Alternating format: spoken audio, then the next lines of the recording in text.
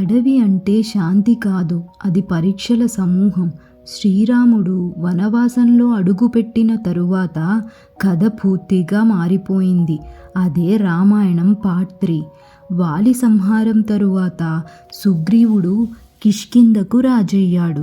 శ్రీరాముడు సీతమ్మని వెతకాలని చెప్పగానే సుగ్రీవుడు వెంటనే వానర సైన్యాన్ని సిద్ధం చేశాడు. అందరూ కలిసి సీతమ్మ కోసం అన్వేషణ మొదలుపెట్టారు. అలా అన్వేషణ దక్షిణ దిశగా సాగింది. అప్పుడు ఒక్క హనుమంతుడే ముందుకు వచ్చి, నేను సముద్రాన్ని దాటి లంకకు వెళ్తానని ప్రతిజ్ఞ చేశాడు. హనుమంతుడు తన శక్తిని పెంచుకుని ఒక్కసారిగా సముద్రాన్ని దాటి లంకకు చేరాడు. లంకలో అడుగుపెట్టిన వెంటనే అక్కడి రాక్షసుల భయంకర వాతావరణం కనిపించింది.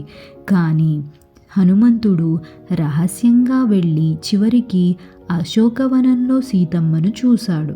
సీతమ్మ చాలా బాధతో కన్నీళ్లు పెట్టుకుంటూ ఉండగా హనుమంతుడు దగ్గరకు వెళ్ళి శ్రీరాముడి ఉంగరాన్ని చూపించి, అమ్మా, రాముడు మిమ్మల్ని తప్పకుండా రక్షిస్తాడు అని ధైర్యం చెప్పాడు.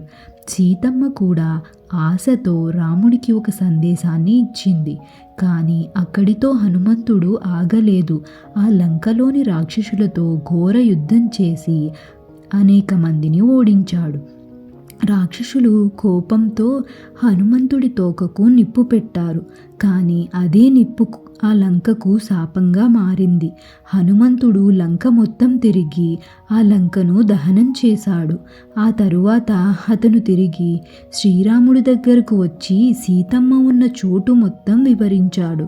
అప్పుడు శ్రీరాముడు సైన్యంతో లంకకి వెళ్ళాలి, కానీ మధ్యలో ఒక పెద్ద అడ్డంకి ఉంది, అది సముద్రం. అప్పుడు నలుడు అనే వానరుడు ముందుకు వచ్చి సముద్రంపై వంతెన నిర్మాణం మొదలుపెట్టాడు. అలా సముద్రంపై ఒక అద్భుతమైన వంతెన తయారైంది. శ్రీరాముడు వానర సైన్యంతో లంకపై దండెత్తాడు. అక్కడ మొదలైంది భయంకరమైన మహాయుద్ధం.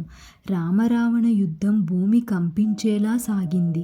మొదటగా రావణుడి తమ్ముడు కుంభకర్ణుడు యుద్ధానికి వచ్చాడు. అతను ఒక్క అడుగు వేస్తే పర్వతాలు కదిలినట్లు అయ్యేది. కానీ చివరికి శ్రీరాముడు అతన్ని సంహరించాడు.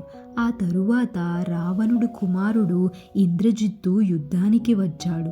తన మాయాశక్తులతో వానరులను భయపెట్టాడు. కానీ లక్ష్మణుడు అతన్ని ఓడించి ఇంద్రజిత్తును సంహరించాడు. ఇంక చివరికి రావణుడు స్వయంగా యుద్ధరంగంలోకి వచ్చాడు. శ్రీరాముడు రావణుడి మధ్య ఘోర పోరాటం జరిగింది.